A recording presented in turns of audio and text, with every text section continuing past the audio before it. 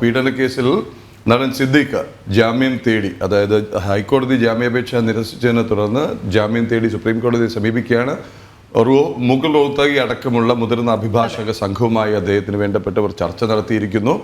ഇനി ആ ജാമ്യ ഹർജിയുമായി പോവുകയാണെങ്കിൽ തൻ്റെ ഭാഗം കേൾക്കാതെ തീരുമാനമെടുക്കരുത് എന്ന കാവിയാറ്റുമായി, അതായത് തടസ്സ ഹർജിയുമായി സമീപിക്കും എന്ന് പരാതിക്കാരിയായി നടിയും പറഞ്ഞിട്ടുണ്ട്.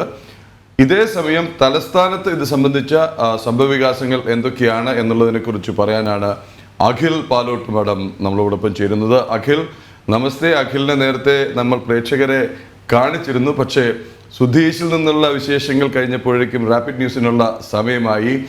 ഈ തലസ്ഥാനത്തെ മ്യൂസിയം പോലീസ് സ്റ്റേഷൻ മുന്നിലാണ് അഖിലുള്ളത് എന്ന് കരുതുന്നു. ഈ പോലീസ് സ്റ്റേഷനാണ് ഈ കേസിന്റെ ഉത്ഭവ പ്രഭവ കേന്ദ്രം. എന്തൊക്കെയാണ് ഇവിടെ നിന്നുള്ള വാർത്തകൾ?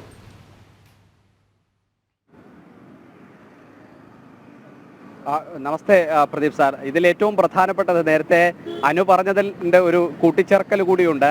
ആക്ഷനും റിയാക്ഷനും ഇതിൻ്റെ ക്ലൈമാക്സും തിരുവനന്തപുരത്ത് തന്നെയായിരിക്കും. കാരണം ഇതിൻ്റെ ആക്ഷൻ നടക്കുന്നത് തിരുവനന്തപുരത്തെ മസ്കറ്റ് ഹോട്ടലിലാണ്, ഇതിൻ്റെ റിയാക്ഷൻ നടക്കുന്നത് തിരുവനന്തപുരത്തെ മ്യൂസിയം പോലീസ് സ്റ്റേഷനിലാണ്.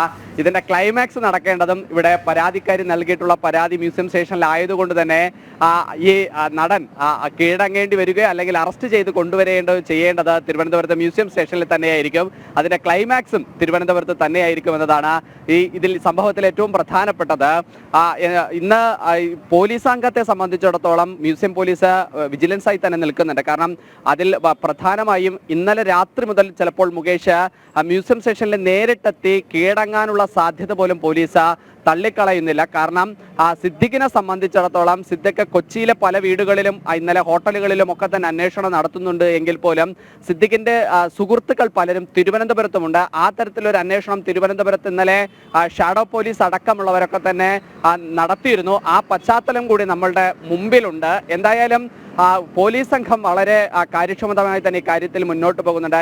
ഇതിനുവേണ്ടി അന്വേഷിക്കാൻ ഹേമ കമ്മിറ്റിയോട് രൂപപ്പെട്ട നടികൾ നൽകിയ പരാതിയിൽ അന്വേഷിക്കാൻ സ്പെഷ്യൽ സംഘത്തെ രൂപീകരിച്ചിരുന്നു. ആ സ്പെഷ്യൽ സംഘം ഇന്നലെ ഒരു വിഭാഗം തിരുവനന്തപുരത്ത് നിന്ന് കൊച്ചിയിലേക്ക് തിരിച്ചിരുന്നു. ഒരു വിഭാഗം തിരുവനന്തപുരത്തെ ചില കേന്ദ്രങ്ങളിലൊക്കെ തന്നെ രഹസ്യമായ ഒരു അന്വേഷണം നടത്തുന്നുണ്ട് എന്നതാണ് നമുക്ക് പോലീസുമായി സംസാരിക്കുന്ന സമയത്തൊക്കെ തന്നെ മനസ്സിലാക്കാൻ സാധിക്കുന്നത്. എന്തായാലും തിരുവനന്തപുരത്ത് ഇന്നും സിദ്ദിഖിന്റെ സംഭവവുമായി ബന്ധപ്പെട്ട് മ്യൂസിയം സ്റ്റേഷനിൽ ചില വാർത്തകൾ വരാനുള്ള സാധ്യതകളുണ്ട് എന്ന് തന്നെ നമുക്ക് ഈ ഘട്ടത്തിൽ പ്രേക്ഷകരുമായി പറഞ്ഞു വെക്കേണ്ടി വരും. കാരണം ഒന്ന്, ചിലപ്പോൾ സിദ്ദിഖിനെ അറസ്റ്റ് ചെയ്താൽ പോലും ഇന്ന് അതിവേഗം തന്നെ തിരുവനന്തപുരത്ത് മ്യൂസിയം സ്റ്റേഷനിലേക്ക് കൊണ്ടുവരാനുള്ള ഒരു സാധ്യത നിലനിൽക്കുന്നുണ്ട്. രണ്ട്, ചിലപ്പോൾ മ്യൂസിയം സ്റ്റേഷനിലേക്ക് സിദ്ദിഖ് നേരിട്ടെത്തി കീഴടങ്ങാനുള്ള സാധ്യതയും പോലീസ് തള്ളിക്കളയുന്നില്ല. ആ തരത്തിലുള്ള ഒരു സാഹചര്യങ്ങളെല്ലാം തന്നെ നിലനിൽക്കുന്നുമുണ്ട്. എന്തായാലും ഇതിന്റെ തുടർ വാർത്ത എന്തായാലും തിരുവനന്തപുരത്ത് നിന്നും ഒരു സംഭവ ബഹുലമായി തന്നെ ഉണ്ടാകും എന്നതാണ് ഈ ഘട്ടത്തിൽ നമുക്ക് പ്രേക്ഷകരുമായി പങ്കുവെക്കാൻ സാധിക്കുന്നത്.